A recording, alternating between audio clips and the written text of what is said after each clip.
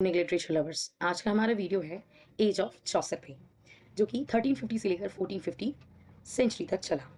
इसमें हम जॉफ्री चौसर और उनके कंटेम्प्रेरी राइटर्स के बारे में जानेंगे।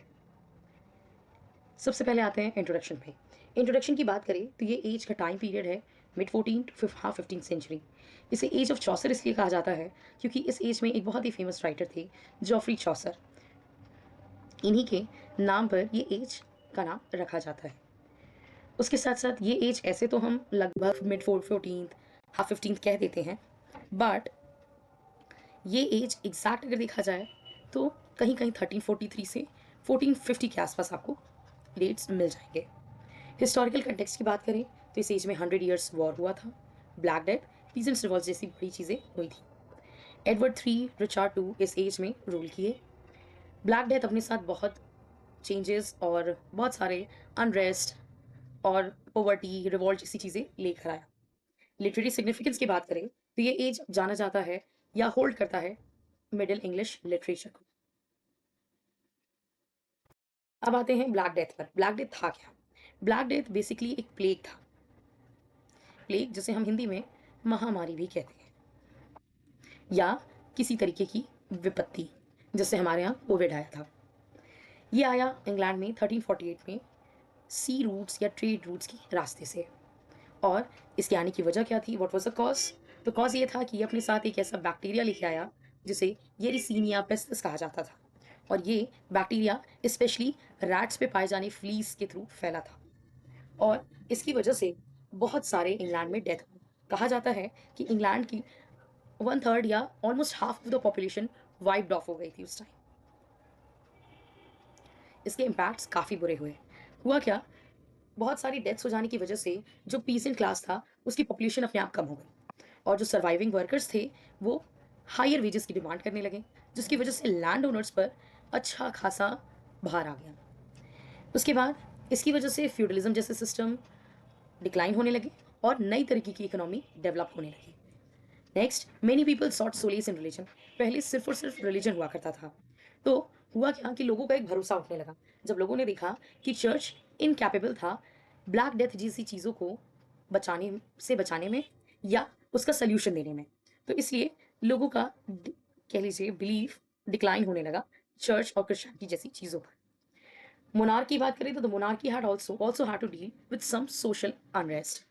मोनार्की में भी सोशल अनरेस्ट देखने को मिलता है क्योंकि बहुत तरीके के पीजेंट्स रिवॉल्ट्स देखने को हमें मिलते हैं 1381 में।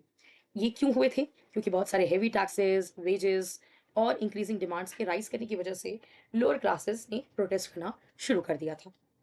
लेबर शॉर्टेज और राइजिंग वेजेस की वजह से इन्फ्लेशन जैसी परेशानी भी हमें देखने को मिलती है। तो इससे होता क्या है कि कॉस्ट ऑफ लेबर बढ़ जाता है और लैंड ओनर्स पर एक, जैसा कि मैंने बताया, बाहर देखने को मिलता है।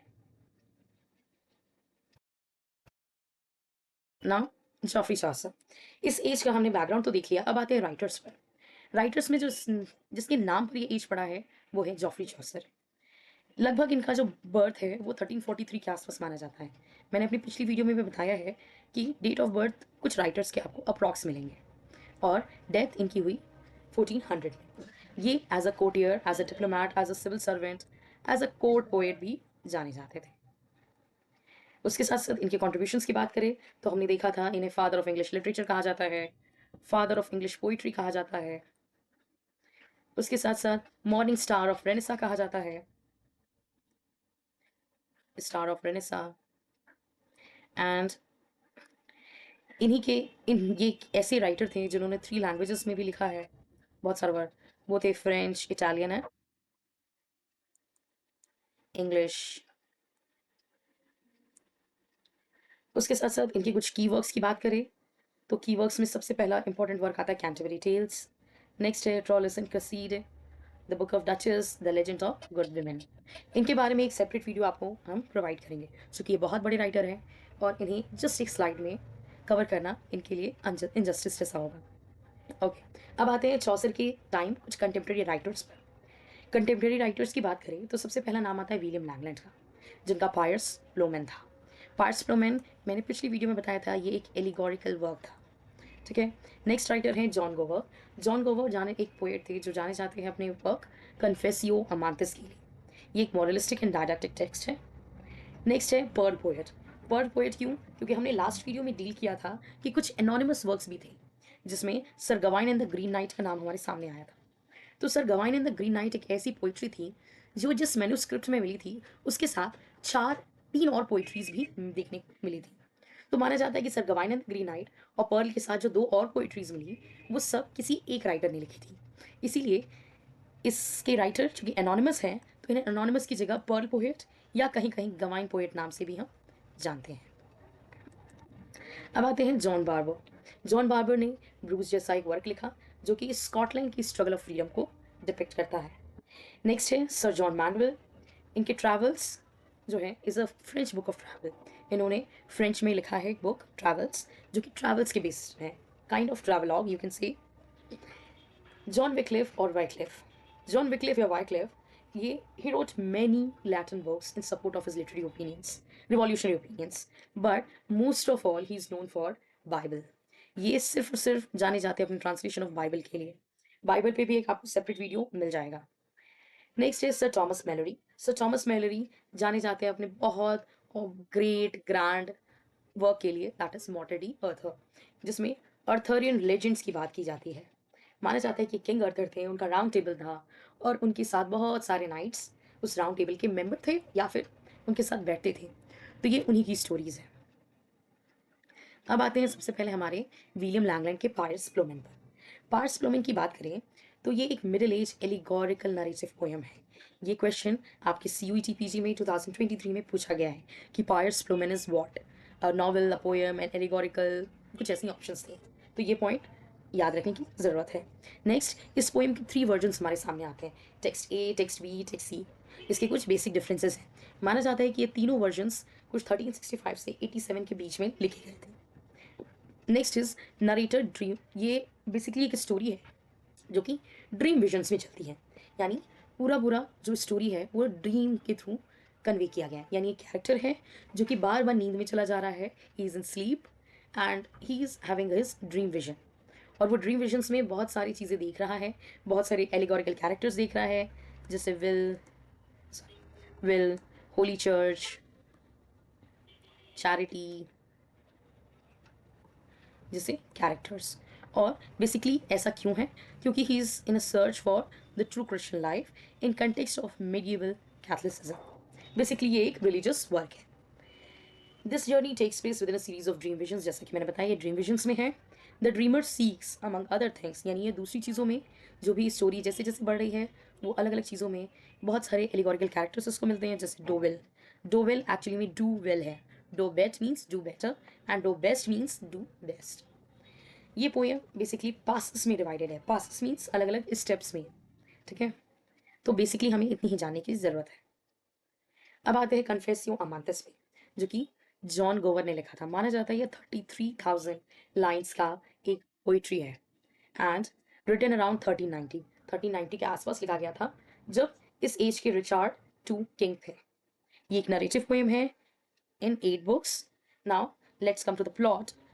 प्लॉट में देखा जाता है कि एक नरेटर है जिसका नाम अमांस है या कहीं कहीं लवर भी बोला गया है। ये जंगलों में घूम रहा था और अपनी अनसक्सेसफुल लव के लिए दुखी था, ठीक है। He was in despair at his lack of success in love, so he invokes Venus and Cupid. Venus और क्यूपिड को ये इन्वोक करता है कि उसको बुलाता है और उनके उस अमांस के बुलाने पर वीनस आती भी हैं और वो उससे उसके दुख का कारण पूछती हैं। देन दुख का कारण पूछने के पर वो बताता है कि he is on the verge of dying from love. Venus summons और चैपलिन जीनियस। वीनस जो है अपनी चैपलिन जीनियस को बुलाती है कि इसका कन्फेशन सुना जाए, इसकी बातें सुनी जाए। फिर लास्ट में जीनियस जो है वो उसकी अमांस की पूरी बातें सुनते हैं। सब कुछ सुनने के बाद वो फाइनली प्रोनाउंस करते हैं that Amans absolve of all his sins against love and Venus cures him of his infatuation. तो ये बेसिकली एक कन्फेशन है। Confession in the form of poetry कहा जा सकता है, ठीक है ना। Sir Gawain and the Green Knight जो कि एनोनिमस पोएम है, इट मीन्स इसके राइटर एनोनिमस है, बट माना जाता है कि उस राइटर का नाम गवाइन पोएट या पर्ल पोएट कहा जाता है।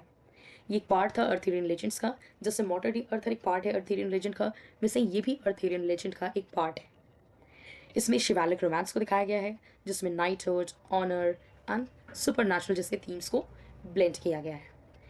The poem survives in one manuscript, poem एक ही मैन्युस्क्रिप्ट में सर्वाइव करती है, Cotton in Nero X and which also include, जैसा कि मैंने बताया कि जो सर्वाइविंग मैन्युस्क्रिप्ट मिला है sir Gawain and the Green night का, उसके साथ बाकी 3 और रिलीजियस नरेटिव पोएम्स भी मिले। एक का नाम था पर्ल, क्लीनलीनेस एंड पेशेंस। और ये चारों पोएम्स जो हैं एक ही डायलेक्ट में लिखे हुए थे, नॉर्थ वेस्ट मिडलैंड्स में। और यही कहीं ना कहीं एक काइंड ऑफ एविडेंस है या प्रूफ है या स्पेकुलेशंस है कि माना जाता है कि ये चारों पोइट्रीज सेम ऑथर ने लिखे हैं, इसीलिए इन्हें पर्ल पोएट, गवाइन पोएट कहा जाता है।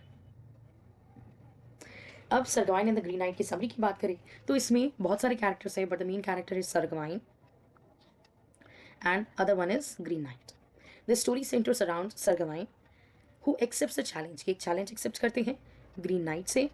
ग्रीन नाइट इन्हें चैलेंज देता है that to strike him with an axe, in return he will also strike him but after 1 year and a day. Gawain accepts the challenge and beheads the Green Knight. But the twist is कि गवाइंस के लिए ये surprise रहता है कि green night को behead करने के बाद भी ग्रीन नाइट अपना सर उठाता है and reminds him of the return blow, उसे याद दिलाता है कि मैं भी 1 साल बाद तुम्हें रिटर्न में ब्लो दूंगा। एंड फिर ग्रीन नाइट चला जाता है। अब गवाइन का काम है 1 साल के बाद ग्रीन नाइट के पास अपना ये प्रॉमिस कंप्लीट करने के लिए, चैलेंज कंप्लीट करने के लिए उसके पास उसे पहुंचना है। उसके लिए उसके ग्रीन नाइट का चैपल खोजना है ड्यूरिंग हिज जर्नी। तो वो उस जर्नी पे निकल जाता है green night Gawain. Sir Gawain जब उस जर्नी पे निकल जाते हैं तो जर्नी के दौरान गवाइन बहुत सारे कैसल्स में बहुत सारे टेस्ट को पास करते हुए फाइनली, जिसमें उन्हें एक beautiful lady Lord of the Castle's मुलाकात होती है, और फाइनली वो in the end Gawain green Knight से के चैपल में पहुंचते हैं। और वहाँ पे उन्हें एक वैल्यूएबल लेसन देखने को मिलता है about human imperfection, humility and complexities of honour. तो बहुत ही शॉर्ट में मैंने कवर किया है, बट इतना ही काफ़ी है। Okay, now let's come to the comparison of few writers with Chaucer. क्योंकि चौसर अपने आप में बहुत बड़े पोएट थे, तो इनका कंपैरिजन हर उस राइटर से किया जाता है जो इनके एज में थे। जैसे चौसर का लैंगलेट से कंपैरिजन जब हम करते हैं, यानी लैंगलेट कौन, पायर्स फ्लोमेन के राइटर, तो हमें चौसर के वर्क्स में सोशल सटायर और वहीं लैंगलेट के वर्क्स में मॉरल एलिग्री देखने को मिलता है।